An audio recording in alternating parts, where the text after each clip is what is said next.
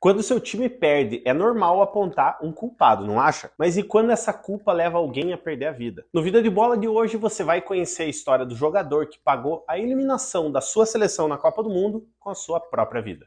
Tinha um teminha mais feliz pra voltar o Vida de Bola?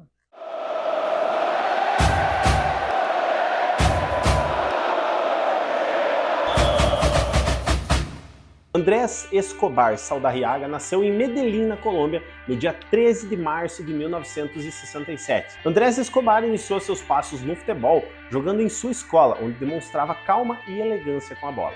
Com um futebol calmo e muito técnico, o dono da camisa 2 sempre foi reconhecido por sua habilidade em manter a bola dominada e ajudar na criação de ataques. Dentro e fora dos gramados, a imagem de Andrés Escobar sempre foi ligada positivamente, e isso levou a ele facilmente à seleção colombiana. Seu primeiro e último clube profissional foi o Atlético Nacional de Medellín, a equipe onde ele iria jogar a maior parte da sua vida esportiva. Estreou em 1985 nos times juvenis e em 1988 foi para a equipe profissional. Jogando pelo Atlético Nacional, venceu a Copa Libertadores de 1989. Em 1991 foi campeão do Campeonato Colombiano. Sua passagem pelo Los Verdolagas foi memorável e o atleta caminhava tranquilamente para escrever o nome na história do clube. Em 89 ainda se transferiu para o Young Boys da Suíça, mas essa passagem durou bem pouco e uma temporada depois o zagueiro voltou a vestir a camisa do Atlético Nacional. O ano de 1988 foi tão mágico para o atleta que fez ele ser convocado pela primeira vez para a seleção colombiana. Seu primeiro e único gol a favor da seleção nacional foi em uma partida contra a Inglaterra, onde o placar terminou 1-1.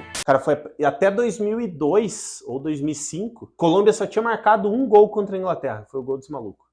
E já tinha jogado umas 5 vezes já. Andrés Escobar participou da Copa de 90, mas a Copa de 94 seria a competição que marcaria negativamente sua passagem no futebol. A Colômbia caiu no grupo A, junto com os donos da casa, os Estados Unidos, Suíça e a Romênia, de Jorge Agüero. Na primeira rodada, derrota para a Romênia e a recuperação teria que ser contra os Estados Unidos. Em 22 de junho de 1994, 93 mil pessoas presenciaram um carrinho que tirou o goleiro da Colômbia completamente da jogada e abriu o placar para os donos da casa aos 35 minutos da primeira etapa. Os Estados Unidos aumentaram o placar para 2-0 e aos 90 minutos Valência diminuiu a vantagem. Matematicamente eliminada, a vitória veio na última rodada, mas foi apenas para cumprir tabela. Colômbia dá adeus à Copa do Mundo logo na primeira fase. Poderia ser uma simples eliminação em Copa, mas em 94 a Colômbia vivia um período político meio conturbado e o futebol estava servindo como um alívio para a população. Até na chegada da delegação no país, alguns torcedores aplaudiram o desempenho dos jogadores nessa Copa do Mundo. Porém, entre outros torcedores, o sentimento era de revolta.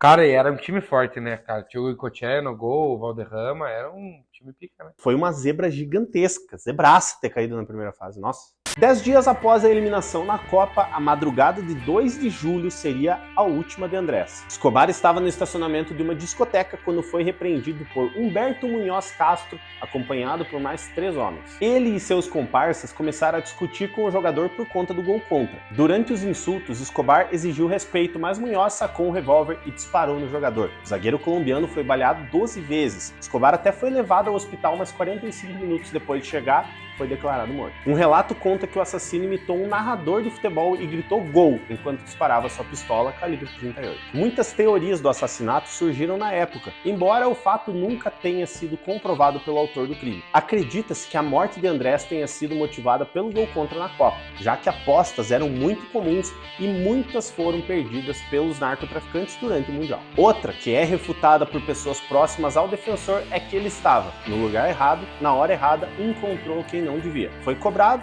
e respondeu, e o fim, infelizmente, foi trágico. Se parar pra pensar em ambas as situações, foi por conta do gol, né? Não, só que numa ideia foi que foi premeditado e na outra que foi encontrou sem mas querer. Foi a motivação, acaba sendo o gol. O assassino confesso é Humberto Munhoz, segurança dos irmãos Pedro e Santiago, os mesmos que estavam perturbando Escobar naquela noite. Esses homens eram conhecidos por históricos criminais que envolviam o tráfico de drogas. Inclusive, essa história é contada rapidamente na série do Narcos lá, né? No entanto, o responsável pela investigação afirma que o assassinato aconteceu por disputa de poder no cotidiano violento enfrentado na Colômbia. Assim, o crime deixa uma sensação eminente de impunidade até hoje. Munhoz foi condenado a 43 anos de prisão, porém, em outubro de 2005, foi solto por bom comportamento. Parece que até conheço, né, cara, essa história. Os irmãos Galon foram sentenciados a 15 meses por acobertarem o crime, mas pagaram fiança de 1 milhão de pesos e ficaram livres. O cavalheiro do futebol tinha 27 anos quando foi morto, estava noivo e no fim daquele mês iria se apresentar ao clube de futebol italiano Milan. O jogador deixou um grande legado em seu país, principalmente para os torcedores do Atlético Nacional. Após a sua morte, a família de Escobar fundou o Projeto Andrés Escobar, para ajudar crianças com o sonho de serem jogadores de futebol terem um futuro no esporte. Uma sugestão que Subiu a Bandeira deixa para você, amante do futebol e de boas produções, é a minissérie Gol Contra, disponível na Netflix. A produção examina o impacto do clima sociopolítico no futebol da Colômbia nas décadas de 80 e 90. Retrata o time do Atlético Nacional e um dos principais personagens é Andrés Escobar. Será que um gol contra pode mudar os rumos de uma carreira ou até de uma vida? Hoje vimos que sim. Deixa o seu like, compartilhe o vídeo, se inscreva no canal e deixa aqui nos comentários qual dessas teorias que eu citei que você mais acredita.